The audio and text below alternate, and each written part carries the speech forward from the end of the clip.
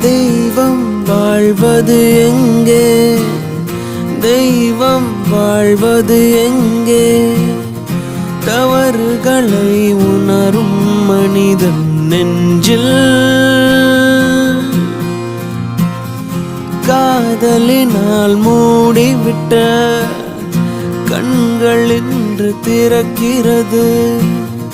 திறந்தவுடன் வழியது கொஞ்சம் கண்ணீர். நாளும்